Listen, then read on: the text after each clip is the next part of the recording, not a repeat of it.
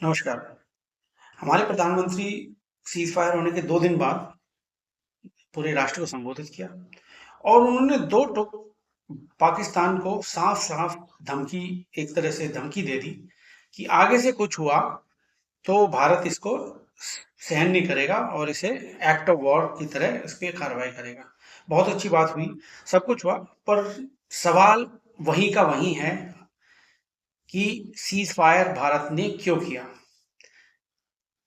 अब आप इस पे थोड़ा नज़र डालिए। प्रधानमंत्री जी आए, उन्होंने पूरा पाकिस्तान को धमकी दी। ये बोला कि भाई अगर आप हम न्यूक्लियर की बात हम नहीं सहन करेंगे, बात टेररिज्म पे होगी और पीओके पे होगी। एक जब पीओके की बात बोली उन्होंने गोल्ड पोस्ट ही चेंज कर दिया। बात पीओके की पहले थी नहीं, हमारा ऑब्जेक्टिव ही नहीं था। जब ऑपरेशन सिंदूर लॉन्च किया, उसमें ऑब्जेक्टिव में पीओके या कश्मीर की बात नहीं थी। बात उस वक्त थी कि टेररिज्म पे हम बात करेंगे, जो टेररिस्ट करने हैं और उनके आका हैं उन पर हम अटैक करने वाले हैं। ऑब्जेक्टिव सिंदूर का, ऑपरेशन सिंदूर का ये था। परंतु मोदी जी ने बहुत कन्वीनियंटली गोल्ड पोस्ट ही चेंज कर दिया, उसमें कश्मीर भी इन्वॉल्व कर दिया। सब कुछ ठीक रहा। डोनाल्ड ट्रंप जो यूएस के प्रेसिडेंट हैं, उन्होंने एक ट्वीट ने सारा गेम चेंज कर दिया। उन्होंने इस बात का अपने पे क्रेडिट लिया। मोदी जी या इंडियन गवर्नमेंट और आर्मी ने उनको साइडलाइन करने की कोशिश की, इन द सेंस वो एडमिट ही नहीं करते कि यूएस प्रेसिडेंट डोनाल्ड ट्रंप के उन्होंने मीडिएट किया। इंडियन आर्मी बोलती है कि हमें डीजीएमओ पाकिस्तान से फोन किया। मोदी जी ने भी ये रिटरेट करके उसको बोला कि हाँ, डीजीएमओ पाकिस्तान। हम तो ऑफकोर्स मोदी जी की बात पे विश्वास करेंगे, हम कहेंगे डीजीएमओ पाकिस्तान ने गुहार लगाई। परंतु डीजीएमओ पाकिस्तान इस बात को नहीं मानता है। वो कहता है भारत ने गुहार लगाई या भारत ने बात की, और फिर डोनाल्ड ट्रंप उसमें मध्यस्थता करी उन्होंने। इसके बीच क्या हुआ, हमारे यूट्यूबर्स, सोशल मीडिया और मेन स्ट्रीम मीडिया ने बहुत सारी स्पेकुलेशन शुरू कर दी कि आखिर पाकिस्तान क्यों अपने घुटनों पे आया। बात यहाँ तक चली कि भाई हमारे भारत के एस्केलेशन लैडर पे हमारी एक नौचाप हुई। फिर हमने उसको हमने उन्होंने अटैक किया, हमने और ज़्यादा बड़ा अटैक किया, उन्होंने फिर अटैक किया, फिर हमने और इतना बड़ा अटैक कर दिया कि भाई हमारी सीधा ब्रह्मोस चली गई और सीधा जाके किराना हिल्स में, जहाँ पर उनके न्यूक्लियर स्टॉक पाइल्स रखे हुए हैं, जहाँ पे उनका न्यूक्लियर फिजन मटीरियल रखा हुआ है, उससे कुछ ऐसा ट्रिगर हुआ कि रेडिएशन आने लगी। इस तरह की थ्योरीज, बहुत सारी चीज़ें चलने लगी।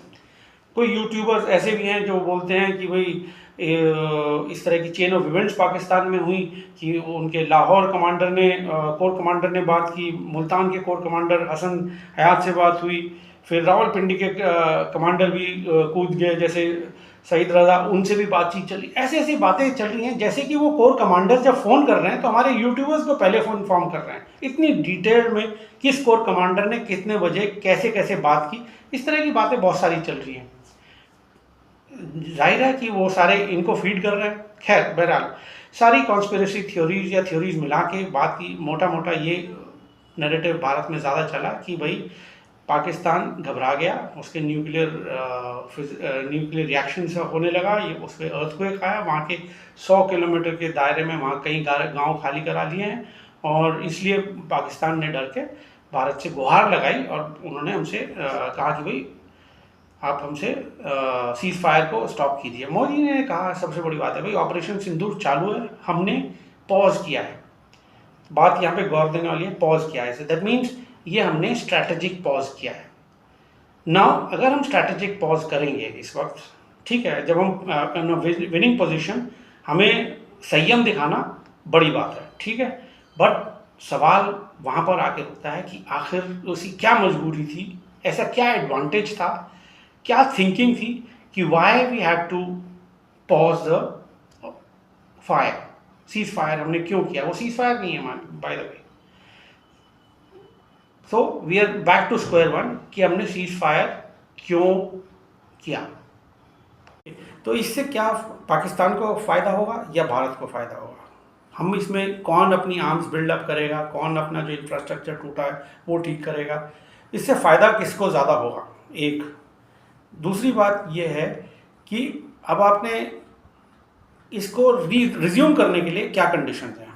Just think about it, what will be the conditions.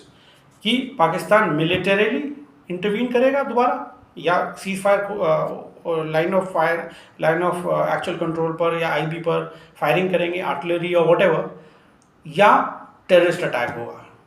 So these are the two condition. So basically अब जो इनिशिएटिव है उस सीज फायर को कंटिन्यू करने का या ना करने का, सीज इनिशिएटिव कहें या वो पहल करने की जिम्मेदारी पाकिस्तान की है। So what we have to do is we have to wait and watch and be on vigil mode till they strike. So it's a long wait. We don't know what's going to happen when. Thank you.